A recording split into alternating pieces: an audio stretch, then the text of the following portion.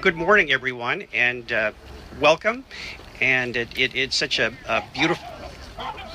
beautiful morning here. And as we come together to dedicate this lovely park in the memory of our friend and neighbor Judy Lowe. My name is Bill Hendrickson, and I've been involved in the neighborhood since the 1990s. And Judy was one of the first people I got to know pretty well when I joined the Delray Citizens Association back in the 1990s.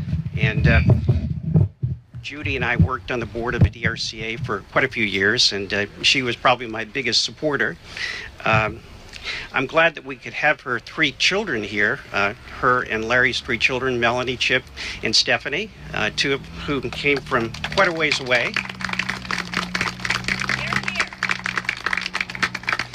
And we have other distinguished people here, and I think the mayor will introduce members of the council. But I see Lonnie Rich, former council member, and Judy was Lonnie's aide for quite a long time. We have Delegate Rob Krupika, former council member, and who else do I see here? He's right here. And The man himself. yes, we have former Congressman Moran, who will be speaking this morning. I see City Manager Mark Jinks. And the council, of course, is a meeting this morning, and I know Jim needs to fly off somewhere, but without further ado, I think I would introduce Bill Yule, the Mayor of Alexandria. Thank you, Bill, and good morning to everyone on this beautiful, warm Saturday. I mean, you can't ask for better weather, and what a gorgeous park. I mean, we watched this thing evolve over probably the last 5, 6, 7 years, and let's give a round of applause to Bill and the Delray Civic Association for their advocacy for this particular park.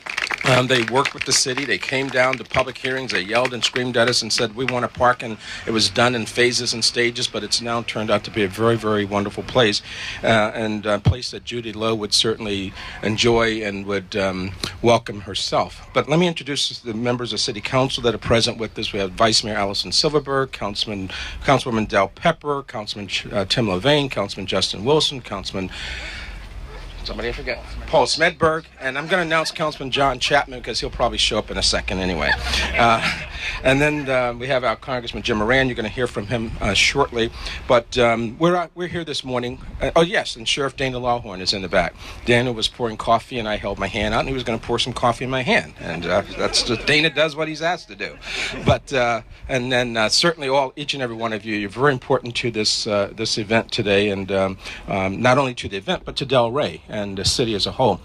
And we all know that Judy was someone who lived in the Delray area for more than 50 years, but she was probably a mentor and role model to the many folks who have come behind her in terms of their giving back and making a difference, their advocacy, protecting the community and everything else, and not only in terms of the environment, but the streetscape, landscape, but also for all the wonderful events that has taken place in Delray over these many years, including Nancy Dunning, including, the baton has been passed on, and then you got Gal Reuter, you got Pat Miller, and so many other folks, and I'm sure that after them, the baton will be passed on further. But with that, I'm going to turn this, first of all, on behalf of the City Council and the citizens of this great historic city, we want to congratulate the Lowe family and thank them for letting Judy be part of our lives for these many years. And this park will be formally dedicated in a few moments when we do the ribbon cutting in her honor and memory forever. So with that, I'm going to turn this now over to Congressman Jim Moran. Thank you very much, Mayor.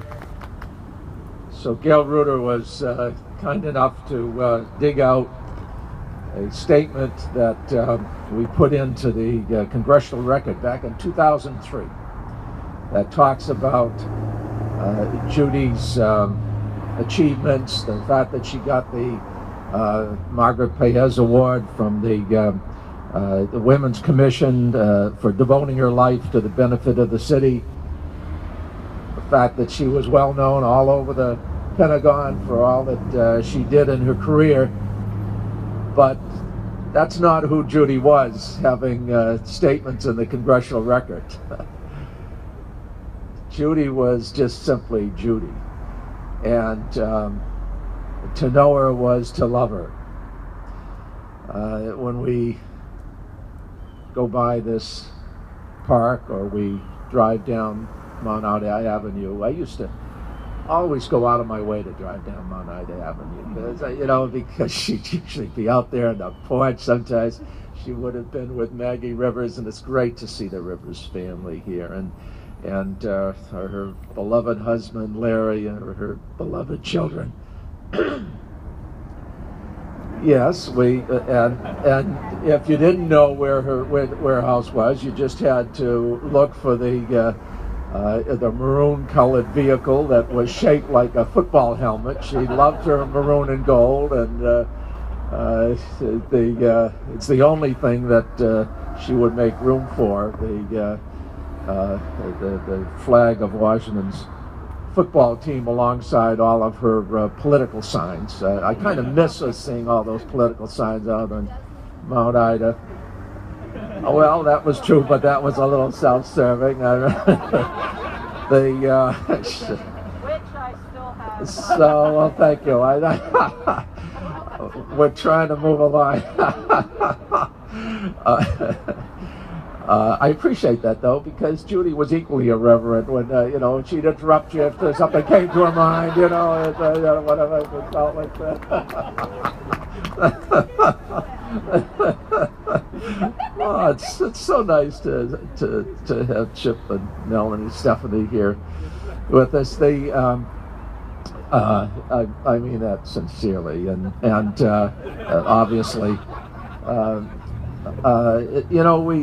when we think of her at, for example, the Democrat committee meeting. She never missed one. She'd always record everything that was said and send it out to everyone, and she was just committed to her political beliefs, and she didn't just feel them, she acted upon them. And or the Delray Civic Association meetings, you'd walk in and there she would be at the table, keeping a record of attendance, or whether you had paid your dues. Remember Ann Marteau? Remember how that?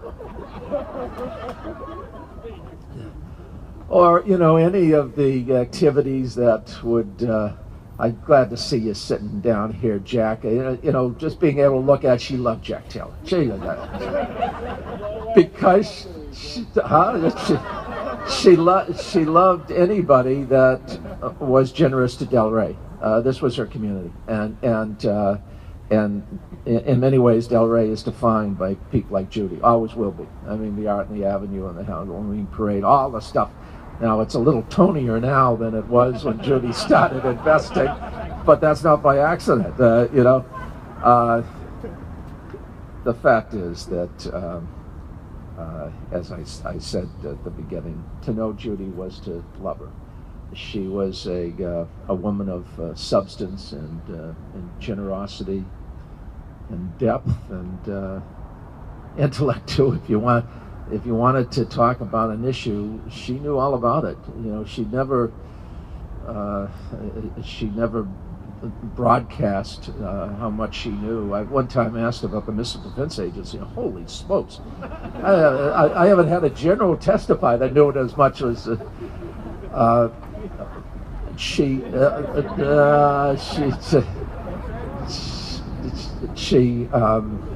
Gosh, she loved her family. She loved her community. She loved her friends, and every time we pass by this park, we're going to be reminded of how much we love her. Thank you.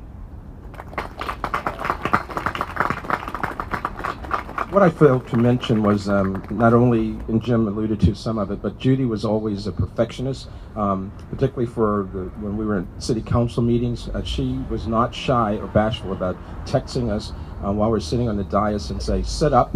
While she was at home watching it on television, and she'll say, pull your laptop cover down because I can't see you, stop eating, and stuff like that. And then she would just, and I now have taken on correcting folks, she would say, it's not Potomac Yards, it's Potomac Yard. And so, that's Judy.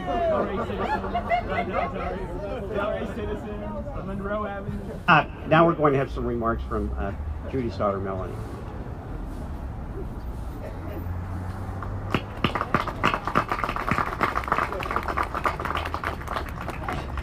I will firstly admit I'm not as eloquent as our friend Jim.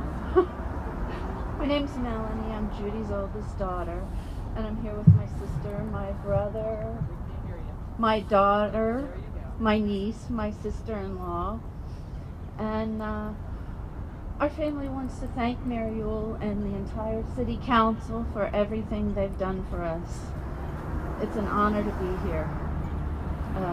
Due to very generous contributions, support, and efforts of family, friends, and members of the DRCA, this park came to fruition.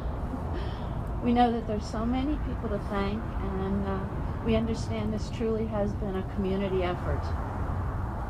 I'd like to thank the city employees that have worked so hard to make this a beautiful park. We were here yesterday, they were sprucing it up. We especially would like to thank Jack Browen for all he's done and Patsy Tyser for their efforts. We'd like to thank David Fromm and Amy Slack, Marlon Lord, Bill Hendrickson for the extra effort and organizational details in the naming of this park. Pat Miller and Susan Pelham have been invaluable. We thank you both deeply. And as a final thank you to James P. Moran.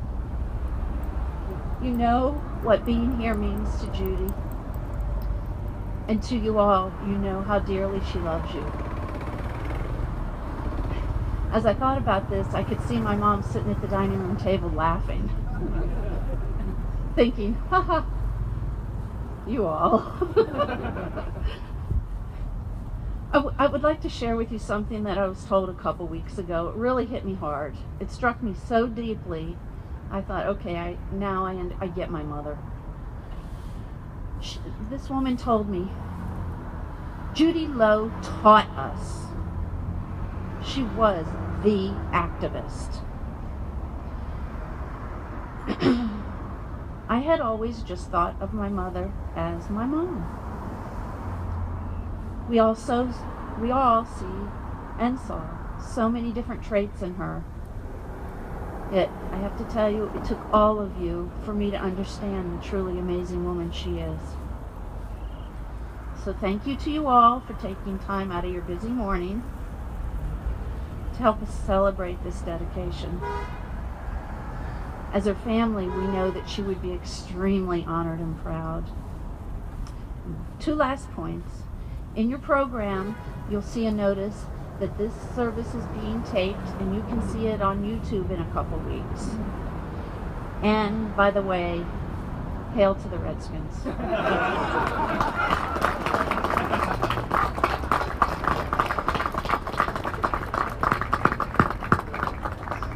Now I think to conclude, if you could all gather by the sign, and the mayor will unveil it for us.